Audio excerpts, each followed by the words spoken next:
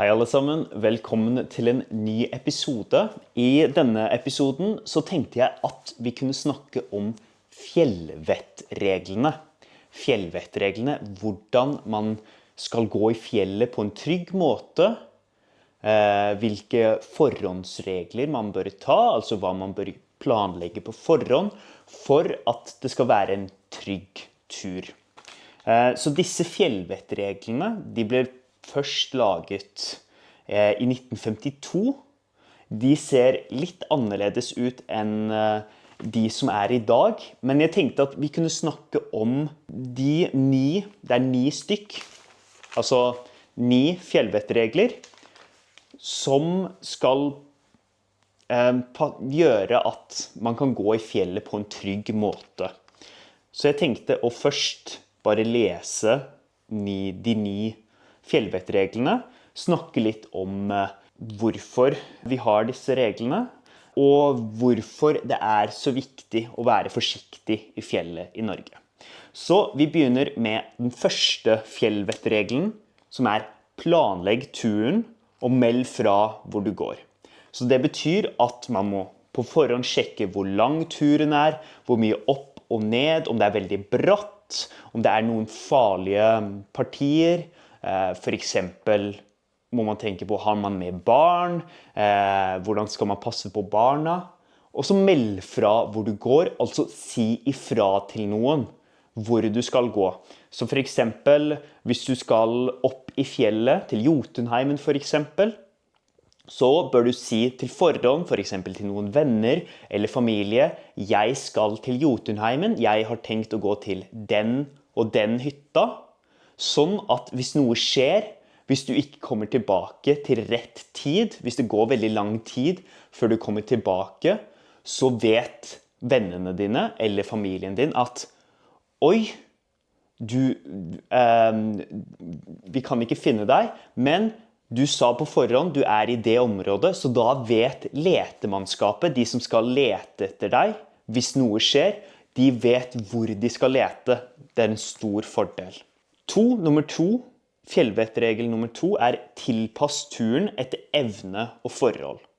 Altså man må tilpasse turen etter i hvor god form man Så hvis man vant til å gå mye i fjellet, gå mye på tur, gå mye på ski, man god til å klatre, så kan man klare de fleste turer.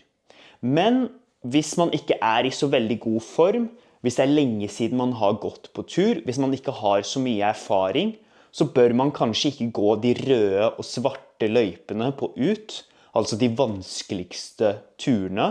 Man bør kanskje holde seg på de litt lettere og kortere turene.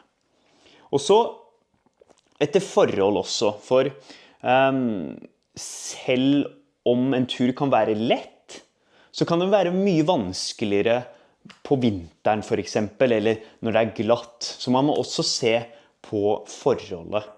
Og det tar meg til fjellvettregel nummer 3, som ta hensyn til vær og skredvarsel.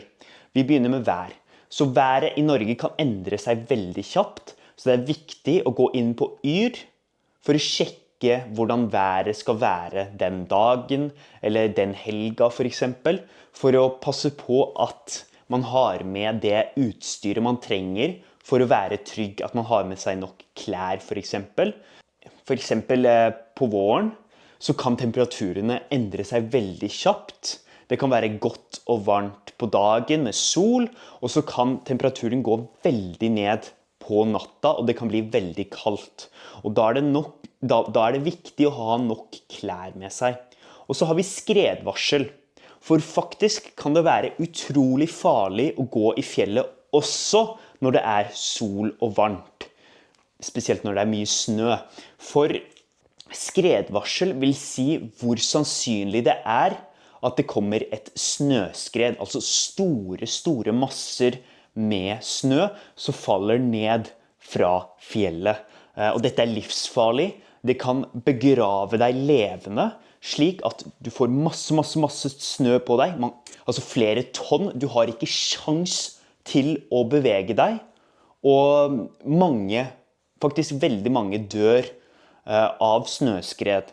Og det dør alltid noen av snøskred i Norge hvert eneste år. Så dette veldig seriøse greier. Vi må være veldig obs på skred, snøskred, og vi så heldige at Yr har en egen snøskredvarsel som sier hvor sannsynlig det for at et snøskred skal skje. Så når det lite sannsynlig at et snøskred skal skje, så kan man sjekke det på Yr. Og så kan man vite også når det veldig stor fare for snøskred, og hvis det veldig stor fare, så bør man ikke gå i fjellet. Det kan være livsfarlig, selv på trygge steder, så kan det være livsfarlig hvis det stor snøskredfare. Og selv om det liten snøskredfare, så betyr ikke det at det null snøskredfare. Fordi man kan også utløse et snøskred som menneske. Hvis man går på feil sted, så kan man også utløse et snøskred, altså gjøre at et snøskred kommer.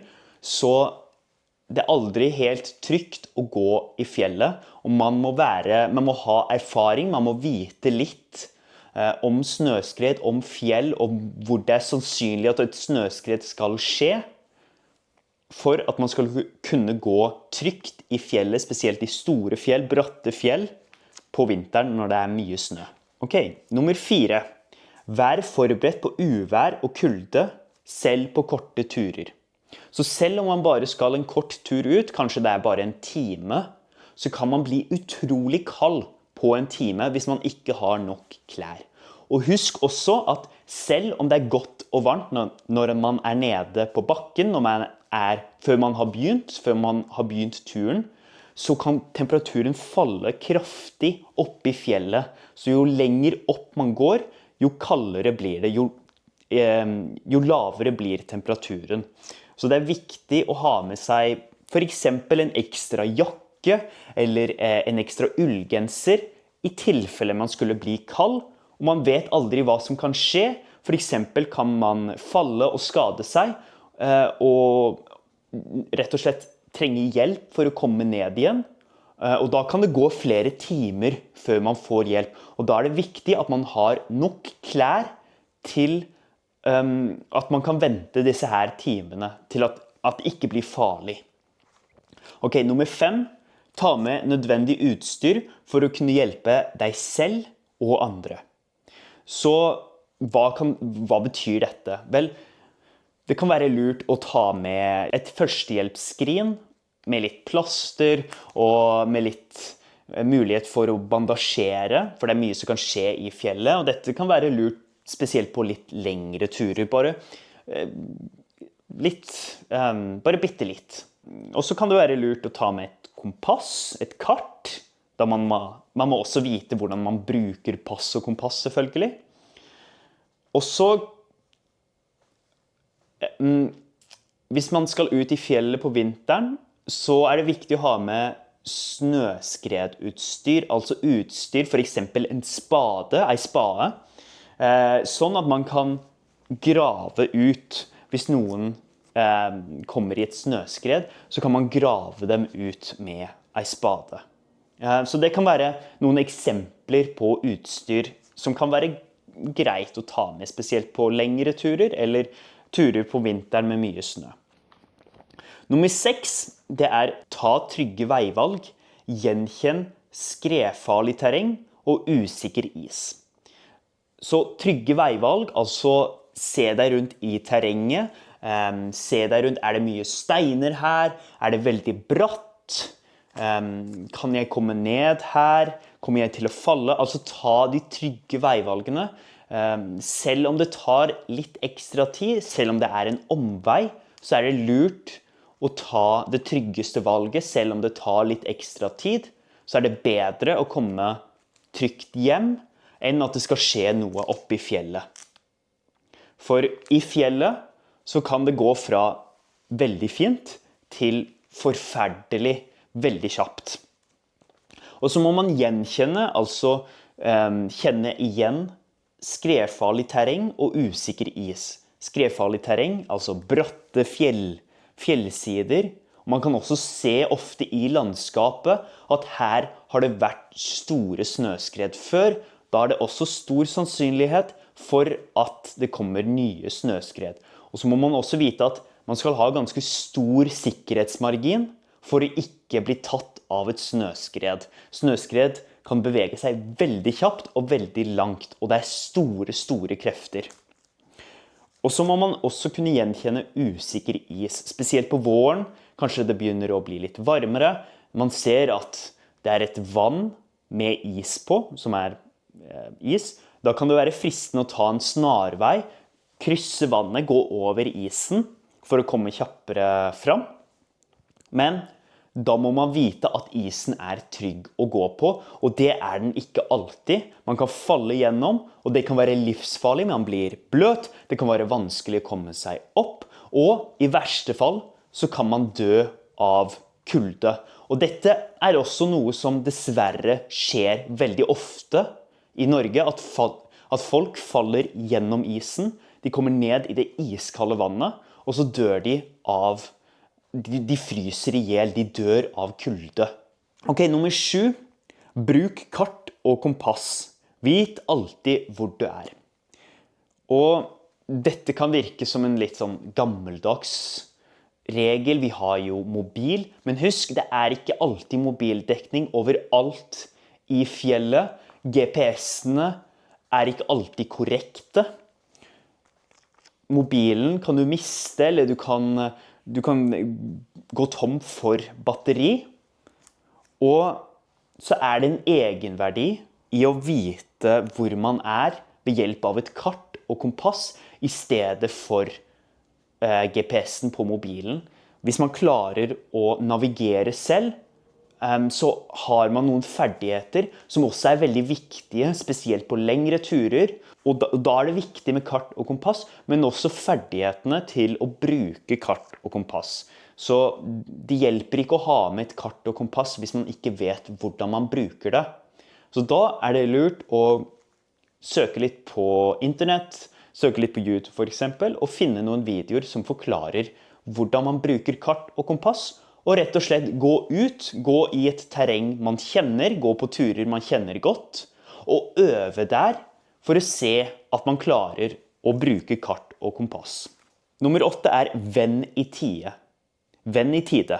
Det er ingen skam å snu. Det vil si at hvis det for eksempel blåser veldig mye, det går mot storm, det er mye snø, det er en snøstorm for eksempel, så kan man tenke, nei, vet du hva? Dette er ikke trygt. Da må man vende, man må gå rundt, man må gå tilbake. Det er mye bedre å gå tilbake. Det er ingen skam å snu. Det gjør ingenting. Man kan ta den turen en annen gang, og selv om kanskje man er på ferie i Norge, og det er vanskelig å komme tilbake, man har brukt veldig mye penger, for eksempel at man skal opp i fjellet og gå på ski nedover, og man har gledet seg til dette i mange måneder, kanskje mange år, så er det ikke lurt å gjøre det hvis det er veldig dårlig vær, hvis det er stor fare for snøskred, så er det ingen skam å snu, det er ingen skam å ikke gå den turen. Og dette vil jeg bare virkelig si så klart og tydelig som mulig. Ikke gå ut i fjellet hvis det er veldig stor fare for snøskred. Dette er så viktig, og det dør turister i Norge hvert eneste år på grunn av dette. Og jeg tror at veldig mange vet at det kan være farlig å gå ut, men de går ut for uansett. Om de vet dette her, at det er for eksempel stor fare for snøskred, og grunnen til det er kanskje at de har gledet seg så lenge, de har brukt masse penger, de har så inderlig lyst til å gå i fjellet, men ikke gjør det hvis det ikke er trygt. Så venn i tide. Nummer 9, spar krefter og søk ly om nødvendig. Så dette er, hvis man havner i en nødsituasjon, så gjelder det ikke å bruke alle kreftene med en gang. Man må tenke litt smart, for man kan også dø av utmattelse, altså at man bruker alle kreftene, man har ikke mer krefter igjen, og da klarer man heller ikke å gå videre, man klarer ikke å komme fram til et trygt sted, og det kan også være livsfarlig. Og søk ly om nødvendig, for eksempel hvis man i fjellet, det en snøstorm, så kan det være lurt å grave seg ned i snøen faktisk, og lage en snøhule. Så da graver man en hule ned i snøen, og da beskytter man seg selv, man får et sted der det ikke vind, og det kan være nok til at man kan vente ut stormen. Man kan vente noen timer til at stormen stilner, at vinden stilner, det ikke mer vind lenger, det blir greie forhold igjen, og da kan man gå opp igjen og komme seg tilbake til et trygt sted. Så dette altså de 9 fjellvettreglene, utrolig viktige. Og nå tenkte jeg helt til slutt å si litt hvorfor det så viktig å følge disse her fjellvettreglene. Og jeg har allerede snakket litt om dette. Norsk natur kan være utrolig farlig. Norsk natur kan være utrolig krevende. Det mange fjelltopper som går veldig bratt opp og veldig bratt ned. Hvis man ikke har erfaring med dette, hvis man ikke vet hva risikoen så kan det være utrolig farlig. Været endrer seg utrolig kjapt. Det kan bli veldig kaldt, veldig kjapt. Man må være veldig forsiktig, og i Norge så endrer naturen seg veldig mye fra vinter, vår, sommer og høst. Og dette også ting man må ta i betraktning, man må huske på dette her. Og disse her fjellvettreglene ble laget allerede i 1952, men de ble spesielt populær, eller kjent. De ble spesielt kjent i Norge i 1967. For i 1967 så skjedde det noe helt forferdelig i Norge. Så i 1967 så meldte flere aviser om veldig godt vær i fjellet. De meldte om fint og sol og vakre forhold i fjellene, at det skulle bli utrolig fint å gå i fjellet. Husk at dette var en tid da meteorologi var mye mer usikkert enn det i dag. Meteorologi har blitt mye bedre. Værvarsler har blitt mye bedre i dag enn de var i 1967. Så mye kunne endre seg veldig kjapt i 1967. Det var vanskelig å gi en god værmelding i 1967. Så det må vi huske på. Så selv om det var meldt veldig fint vær, så ble det ikke slik. Eller det ble slik først. Mange mennesker gikk opp i fjellene, for eksempel Jotunheimen, Hardangervidda, og koste seg i fjellet. Men så, plutselig, så endret alt seg. Sola forsvant, det kom mørke skyer, vinden begynte å blåse, snøen falt ned, det var en snøstorm. Den var så grusom at hele 18 personer, 18 mennesker, mistet livet, spesielt i Jotunheimen og Hardangervidda. Og dette var ikke gamle mennesker. Det var en ung kvinne på 27 år som døde av utmattelse. Altså hun var så trett og sliten at hun ikke klarte å gå lenger. Og hun døde på grunn av at hun ikke hadde nok energi til å komme seg til et trygt sted. Og dette har fått navnet ulykkespåsken etterpå. Ulykkespåsken fordi det en av de mest tragiske påskene vi har hatt i Norge. En av de påskene med flest dødsfall i norsk natur. Og etter dette så brukte for eksempel NRK makta si til å spre informasjon om fjellvettreglene. Og spre informasjon om disse her 9 forhåndsreglene som skal gjøre at man kan gå trygt i fjellet. Så helt til slutt nå, så tenkte jeg å vise dere en liten snutt fra disse her videoene som skulle spre informasjon om fjellvettreglene og det å gå trygt i fjellet. Ha det bra! Dette nordmannen Severin Suveren. Som nordmenn flest ble han født med ski på beina, men uten klær. Severin Suveren skulle bare ut på en rask liten tur, men han var nok i dårligere form enn han trodde. Dessuten var han nok så tynt kledd, og skiene hadde han smurt feil. Uflaks, Sa Severin suveren. Vinden økte og han begynte å fryse. Ullgenseren og vindtøyet lå igjen på hytta, uflaks, sa Severin. Severin suveren måtte innrømme at han var dårlig utstyrt og i dårlig form. Etter mange timer ble han funnet av letemannskapene svært forkommen. flaks. Tør du stole på flaksen? Vær rustet mot uvær og kulde, selv på korte turer. Legg ikke ut på langtur uten trening.